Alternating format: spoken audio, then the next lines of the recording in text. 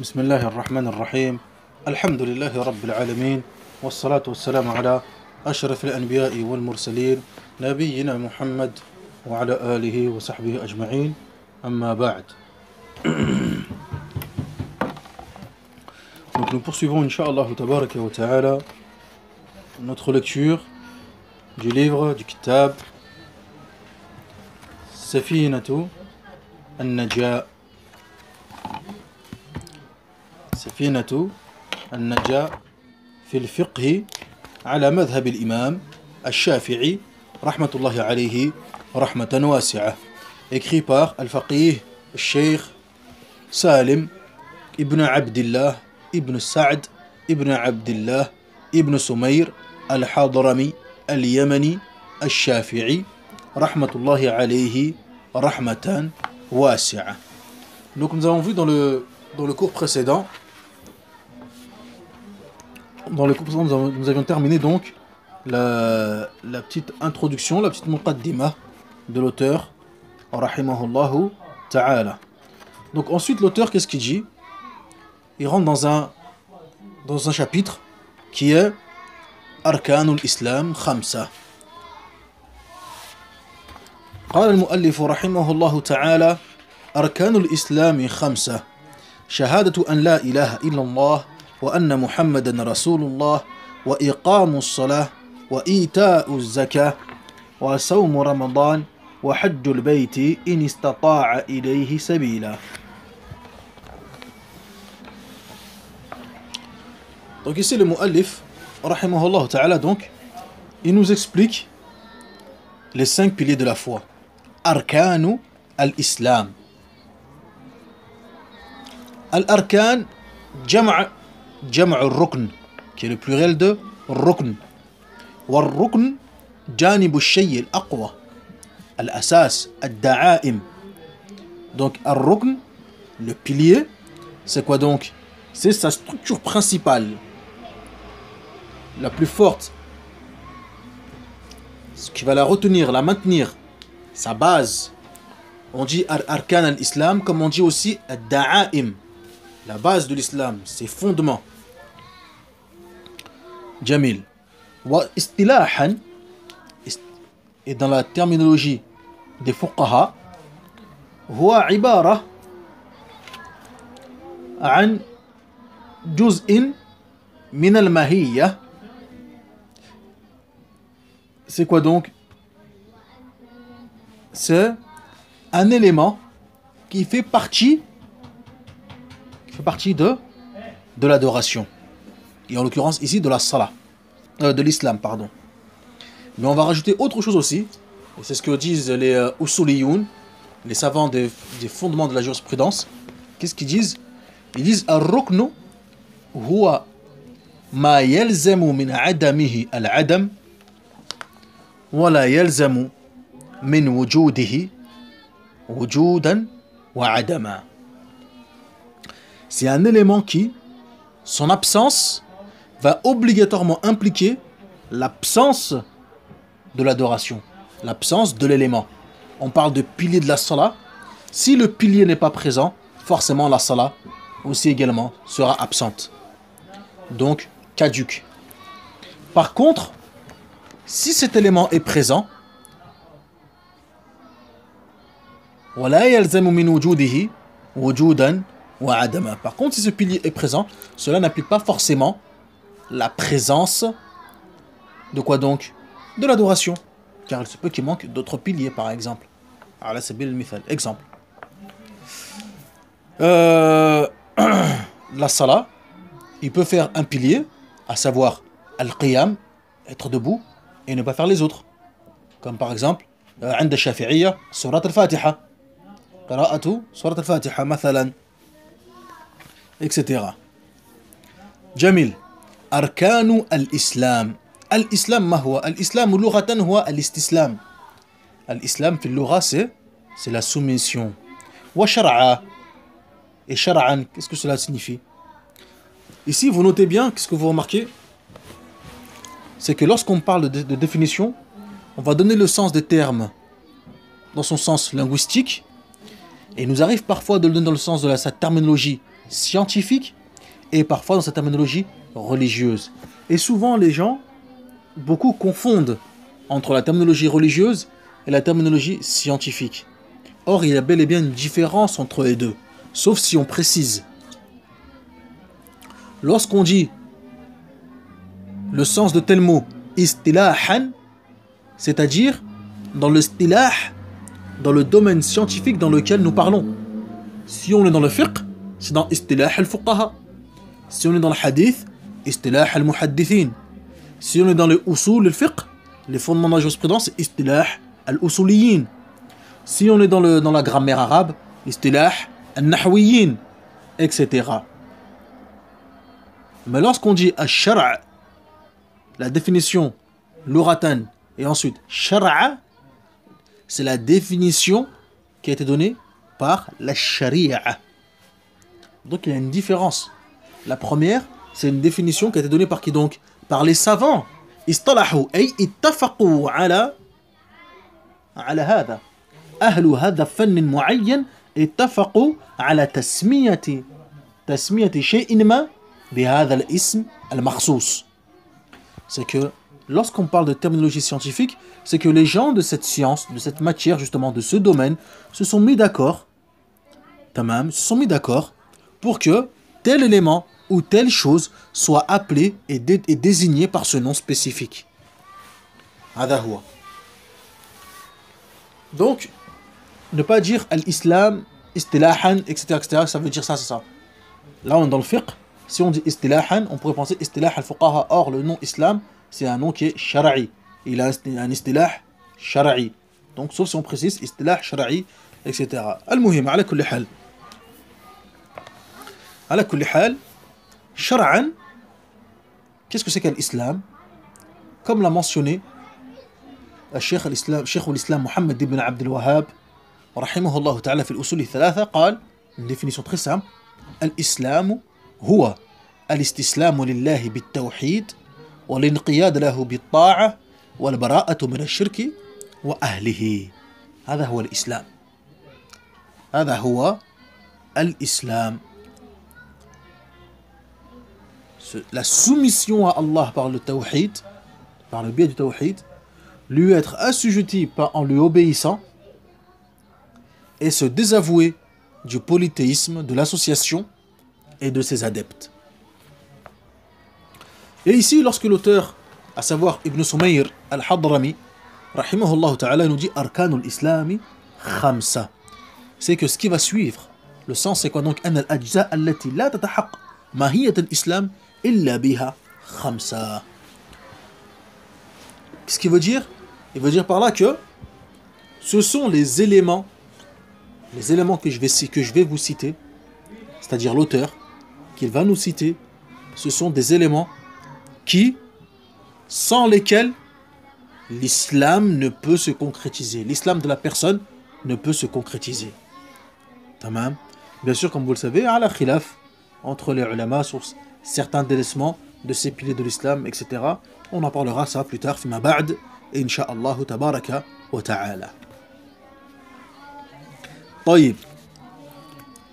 ثم قال واعلم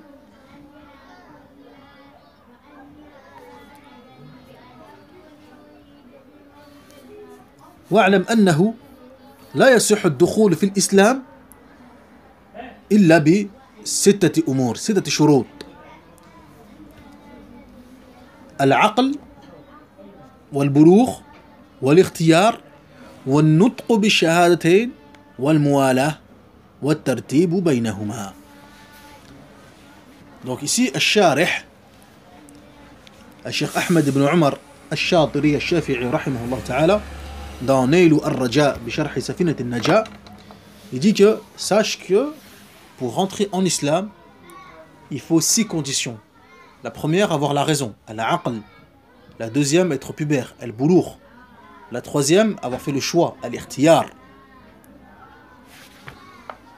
Quatrième, an-nutq bi-shahadatayn, dire les 2 attestations de foi.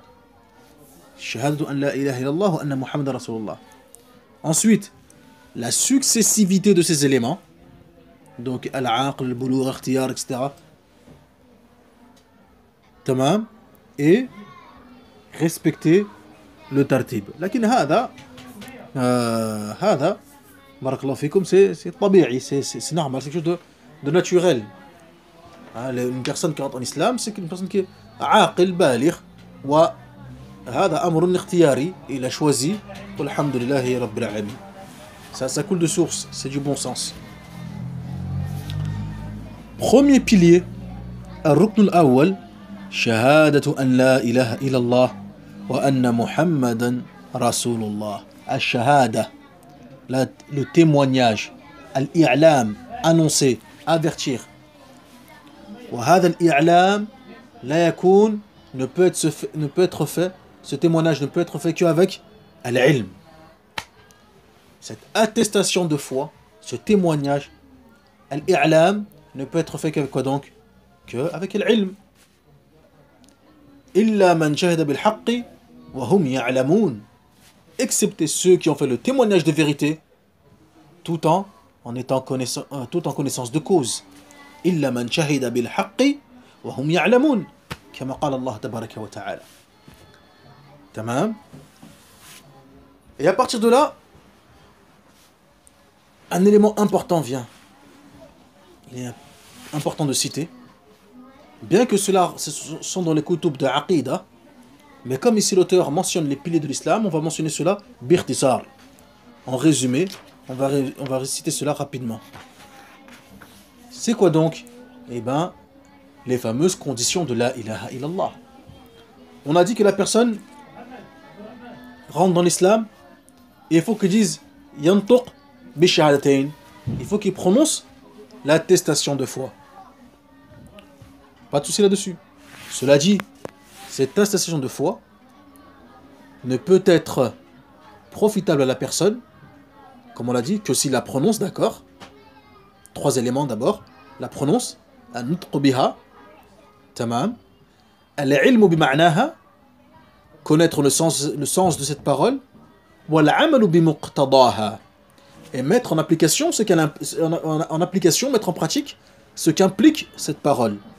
Donc si je dis la ilaha illallah, c'est-à-dire le sens la ma'bouda bihaqqin illallah, donc maintenant je l'ai prononcé, nataqtu biha, wa ana a'lamu ma'naha, je connais son sens, la ma'bouda bihaqqin illallah, nul ne mérite véritablement l'adoration si ce n'est Allah, et maintenant je dois mettre en application, quoi donc, muqtadaha, ce qu'elle implique cette parole, à savoir وما أمروا إلا ليعبدوا الله مخلصين له الدين حنفاء ألا لله الدين الخالص ومن يشرك بالله فقد حرم الله عليه الجنة ومأواه النار وما للظالمين من أنصار.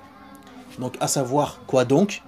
Vouer un culte exclusif à Rabbul Alamin et m'écarter et m'éloigner de toute forme d'association. Tamam. Et il ne leur a été ordonné que d'adorer Allah en lui vouant un culte exclusif. Ou encore, n'est-ce pas Allah qui appartient à la religion du culte sincère?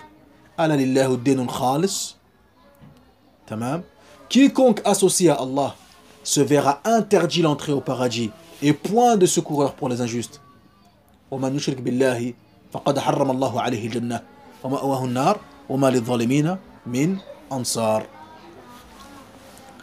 Jamil.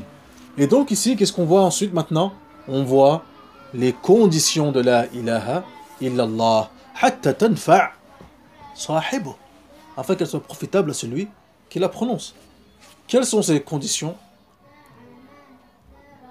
قال الحافظ الحكمي رحمه الله تعالى في منظومته العلم واليقين والقبول والانقياد فدر ما أقول والصدق والإخلاص والمحبة ووفقك الله لما أحبه.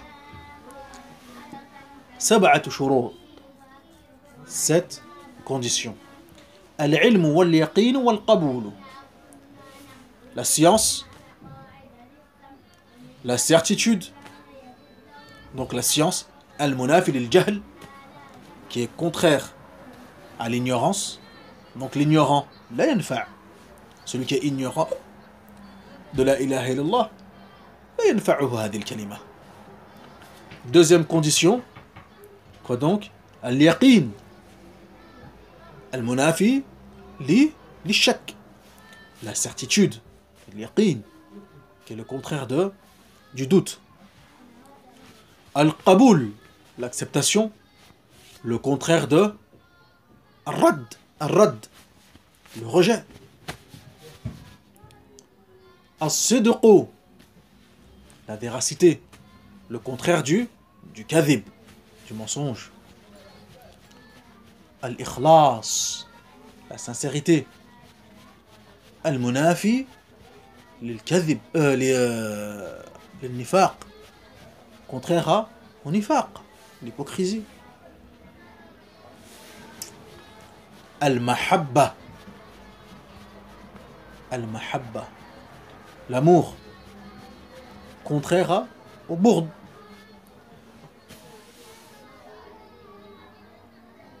Al-inqiyad, être assujetti. Al-munafi, les tark, contraire au délaissement. Le fait de délaisser l'adoration, etc. délaisser al-kalima, etc. ولكل شرط من هذه الشروط أدلة واضحة بينة لكن ليس محلنا الآن سردها كل هذا في كتب المعتقد وبالأخص كتب التوحيد بحمد الله رب العالمين. Donc, et chacune de ces conditions, elle a des preuves qui vont avec pour appuyer justement ce qui a été avancé, mais ce n'est pas ici le sujet de l'étude de ce livre, mais tout ceci peut être vu dans les livres de Aqidah ou de Tawhid, notamment, en l'occurrence, comme Kitab al-Tawhid, Al-Usul al-Thalatha, ou bien encore le livre de Cheikh Mohammed ibn Abdul Wahhab al-Wasabi, rahimahullah ta'ala, Al-Qawl al-Mufid fi Adillati al-Tawhid, les leçons du Tawhid. جميل. إذن قال شهادة أن لا إله إلا الله وأن محمدا رسول الله. تمام. إذن. Qu'est-ce que cela veut dire concrètement? Le premier pilier de l'islam signifie أنك تعتقد